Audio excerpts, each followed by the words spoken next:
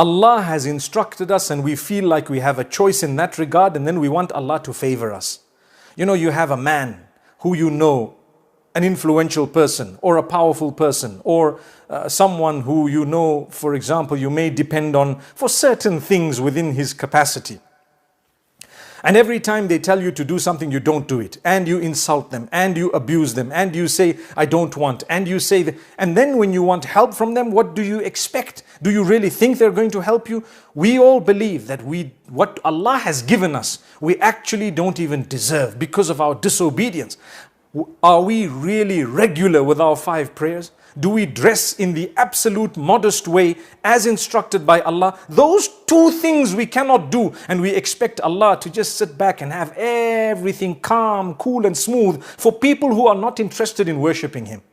Not at all. Everything must be smooth sailing, calm, relaxed. There must be no hardship. I must have sustenance. I must get a job. I must pass at schools. I must do what and what and what. And do you know what? I'm not even prepared to dress according to... I say I'm not ready.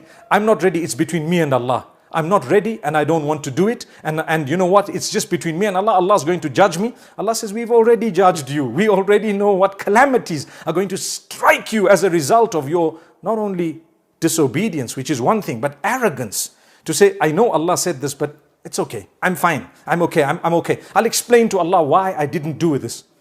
Allah told you something. If you're looking for loopholes, you'll find every loophole on earth. Any ruling you want, there'll always be some wise crack on earth who's going to permit something prohibited. You know deep down what the rules are. You know deep down what exactly Allah wants from you. So remember, don't make a mockery of yourself, because at the end of the day you have no option but to return to Allah. You have no option but to be at the mercy of Allah. You have no option but to go back to where you came from. The world can tell you what it wants. The biggest and most powerful can destroy you. They will also be destroyed. They can actually cause your death. They will also die. They're not immortal.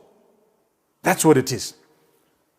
Your only bet, we say the best bet. It's not the best bet. It's the only bet that we have. Not even a bet. The only option we have is to turn back to Allah. Seek His mercy. And you know what? Days are not going to be easy. It's only that Allah will give you a sense of contentment. Allah will give you a sense of goodness, calmness, contentment, happiness, even with the calamity that strikes. I know of people who live in refugee camps who are much more content than people living in palaces, simply because one is within the punishment of Allah while the other may be within the mercy of Allah.